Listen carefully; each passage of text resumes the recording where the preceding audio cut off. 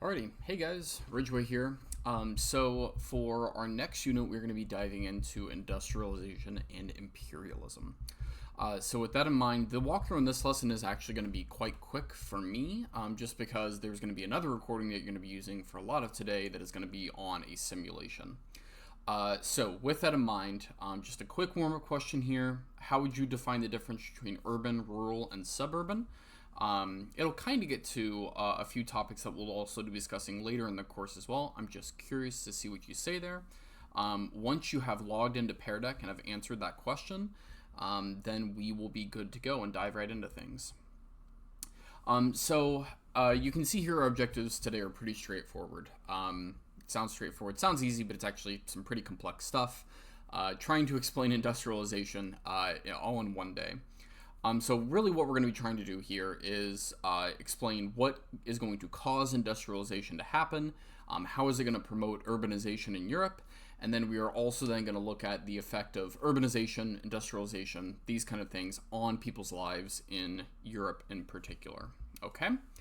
So there's a very, very quick mini lesson that we're going to knock out here together. Once you have done that, then you're going to be utilizing another recording to actually complete the rest of the day's lesson. Okay? And I will be sure to walk you through that as well.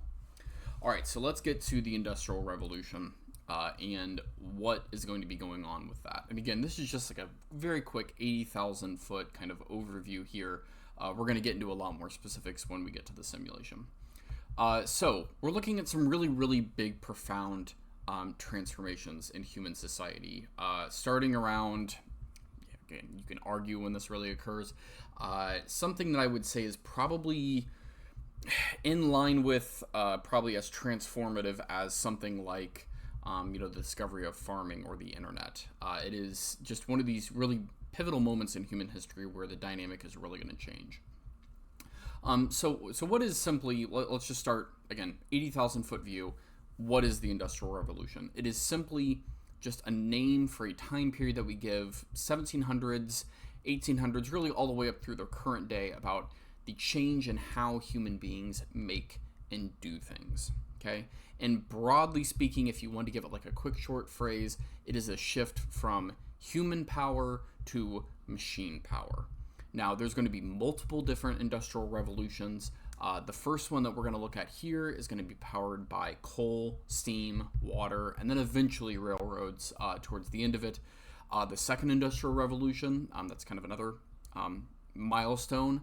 The good way of measuring how you hit that point is what fuels that one, which is instead of it being coal, steam, water, and railroads, we're really starting to look at things like steel, oil, electricity, or even the first one's going to touch upon electricity a little bit, but we're really hitting a much more powerful set of fuels that we get there. The third industrial revolution is the internet. Okay, so again, it's going to be responsible for just these massive swaths of changes in society.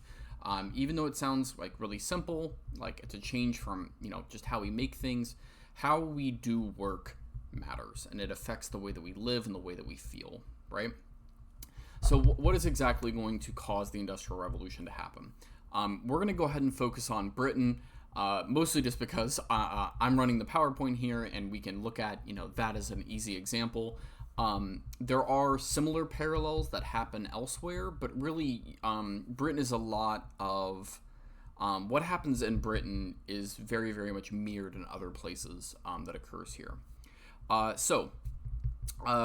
Let's start with why. Well, why do we get the Industrial Revolution beginning in England? Like, why is it the first one to kick them off out of all the different European countries?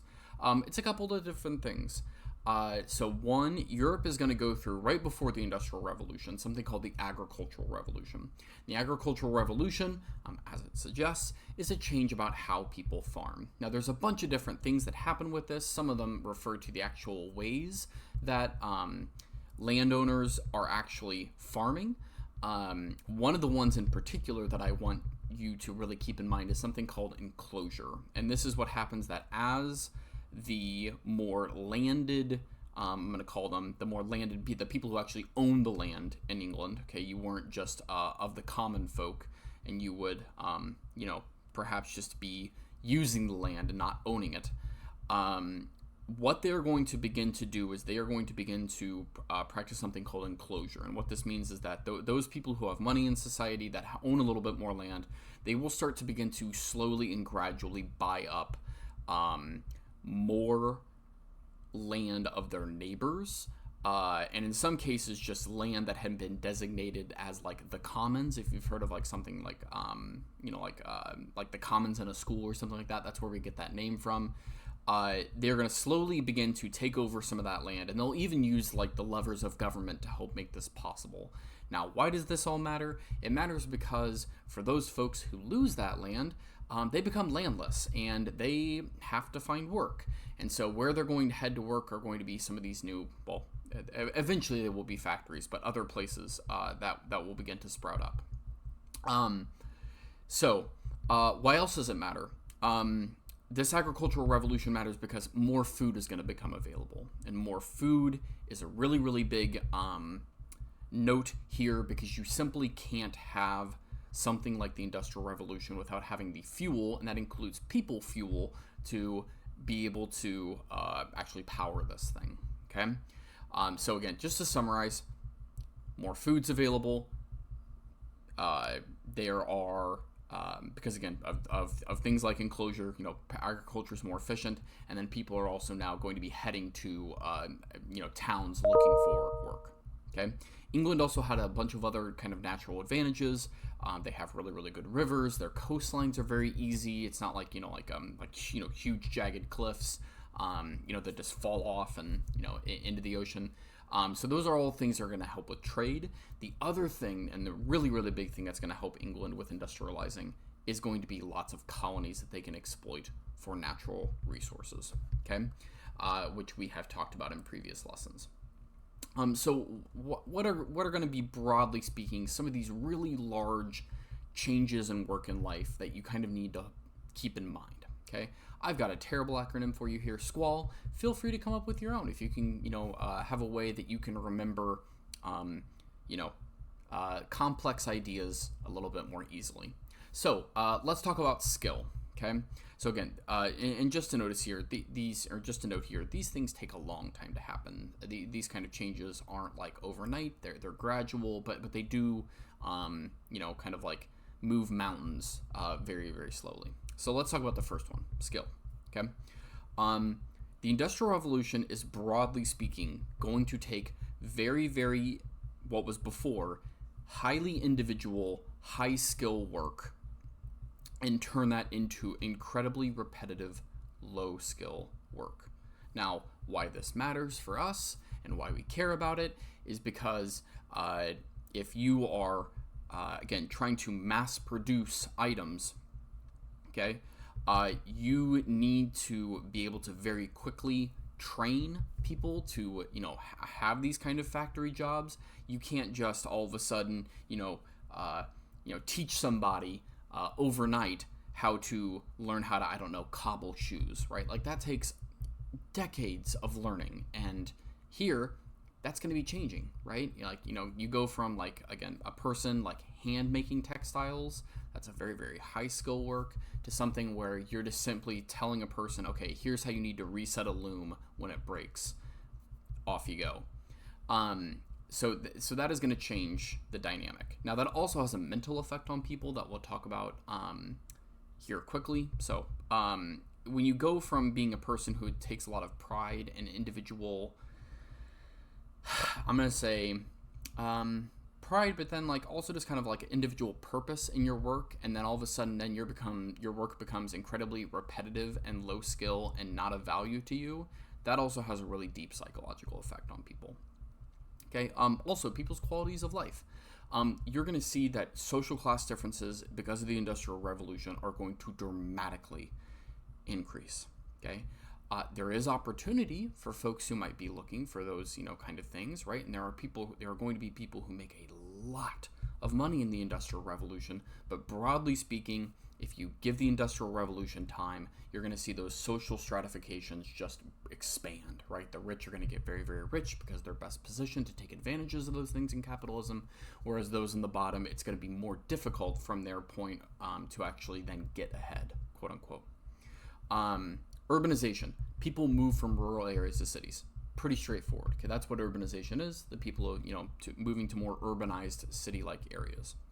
The name of the game, though, and this is what I have as almighty efficiency, is that just the sheer number and quantity of stuff is going to increase dramatically. Okay, so for L then, how does this kind of work change over time? Well, it's going to shift gradually. It's not like all of a sudden people just drop, whatever implement they're using on their farm and they just go to a factory. No. It happens in stages. So the first thing that happens is usually, again, at this time before the Industrial Revolution, everything is made inside of the household. Okay. Then you're going to kind of go to like a hybrid kind of system, which is called outwork, which is where a factory might bring a few different processes for making a good into what will eventually become known as a factory. But they're actually going to, I don't know, let's say like, taking a part of a, pair of pants that was like really, really hard to do for a machine. They actually might still send that out to somebody in their home for them to do, and that was called outwork, or the putting out system, you would sometimes hear it called. Okay, but then eventually businesses just realize it's way more efficient just to bring everybody in to one location and have them just all be in one spot under one roof where they can be managed, and that is a factory. Okay, now that of course is, if you kind of think about it, like, oh, well, this is like what high school is, right? In high school, we bring everybody into one location. That's kind of like where we get the idea of, like school, right? You bring everybody into one location as opposed to just in everybody's own home. That is a huge dynamic change that comes along with the Industrial Revolution. But again, even today, that's kind of those conceptions about like where we work is changing, and it does change the way about how we feel about our work and the kind of outcomes that we have when we do the work that we do. Okay. The last L is going to be life. What is life like? Man, if I had to give it a couple of keywords, it's very, very cramped, very dirty. Social services don't exist. The Industrial Revolution, everything from child labor to disease and sicknesses, it is just a nightmare, especially the early and middle industrial parts of the Industrial Revolution, where just zero social support systems in a lot of cities exist. Okay, so again, it's kind of a bit of a rough patch, you might say, to put things very, very easy. So exit ticket here. What are three main causes and what are three main effects of the Industrial Revolution? Once you do that, then we are on to our simulation. Okay, and so this is going to try to give you the best sense that I can for kind of going through what the Industrial Revolution and accompanying urbanization felt like. So the instructions are right here. Okay, I'm just going to read through them, but then you're going to be utilizing a YouTube tutorial from this point on about how to do it. Okay, so as it says here, you're designing a village that is undergoing industrialization over about 21 rounds. Okay, I have all these icons over here, and that is because you're going to be drawing these icons, if instructed to, on a regular sized piece of computer paper. Okay, you're looking for these icons to roughly be a house, probably about a half an inch at most large. Okay, all you need is really pencil or paper. The only goal that you have for this game is to follow the directions and don't run out of room. So the only note I'll make about this is that you cannot decrease the size of things. So like, let's say, for example, your hospital is this size at the beginning. It had better be, if you have to add a hospital at the end, the same size. Okay? Just make sure you do exactly what is said on each slide. Okay? But then you're going to see all these slides, and I'll just kind of, click through them, and all you're going to do is do what the slides say.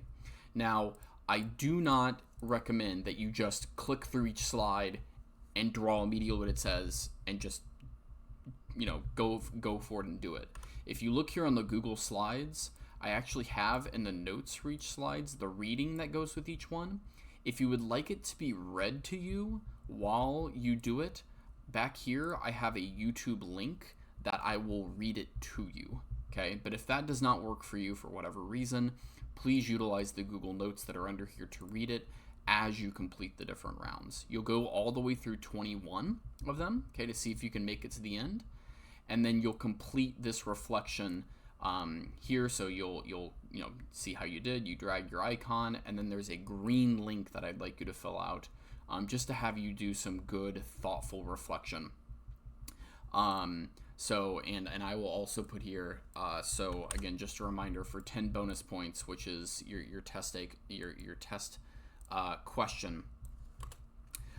You'll just be texting, you'll be bringing in a picture of your simulation drawing.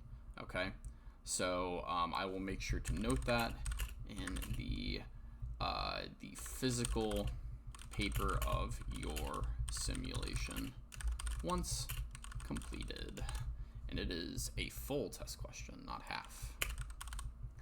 Okay, so it is very, very important that you do this. I do value your time here, so please make sure you complete it.